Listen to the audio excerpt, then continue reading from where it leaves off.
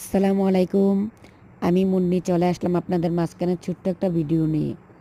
আজকে আমরা চলে আসলাম যে চট্টগ্রাম শহরের জেএসসি মোড়ে। এখানে আসার কারণ হলো এখানে আমরা ছোট্ট একটা ইন্স্যুরেন্স করছিলাম যেটার মেয়াদ ছিল 10 বছর। এই ডিসেম্বরে ওইটার মেয়াদ শেষ হওয়ার কারণে এখান থেকে বই জমা দিলাম অফিসে। এটার হেড অফিস হচ্ছে জেএসসি মোড়ের জামান হোটেলের 5 তলায়। এখন আমরা ওই অফিসে যাব।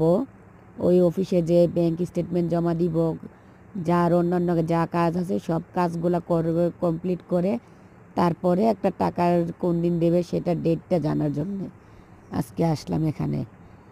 এখানে এসে এতটা হয়রানি হব সেটা কল্পনাও করতে পারিনি। এখন আমরা লিফটের অপেক্ষায় আছি।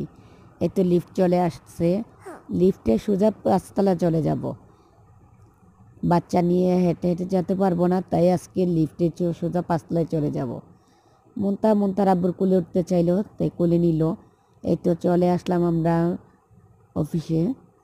অফিসে আসার পর যে স্যারের সাথে আমরা কথা বলছিলাম ওই স্যারের অপেক্ষায় আছি। স্যারের সাথে কথা বলবো, কথা বলে কাজকর্ম সেরে সোজা বাসায় চলে যাব। এখন আমরা এখানে সম্পূর্ণ কাজ শেষে যখন টাকার ডেট জানতে চাইলাম তখন আমাদেরকে বলা হলো যে সেই টাকাটা নাকি আমাদেরকে দিবে কমপক্ষে আরও 3 থেকে 4 মাস পরে। তো আমরা 10 বছর মেয়াদে একটা জিপিএস চালানোর পরে মেয়াদ যখন শেষ হবে সেটা যদি টাকাটা যদি সঠিক টাইমে না পাই তাহলে কতটুকু বিপদে পড়তে হয় সেটা বলেন তো আপনারা। তাই আপনাদেরকে বলছি, প্লিজ আপনারা কোথাও কোনো ইন্স্যুরেন্স বা জিপিএস করতে চাইলে খুব ভালো করে খোঁজ খবর নিয়ে তারপর করিয়েন। এর আগে একটা জিপিএস করছিলাম, জিপিএস করার পর সেটা উধাও হয়ে গেছে 50,000 টাকা নিয়ে।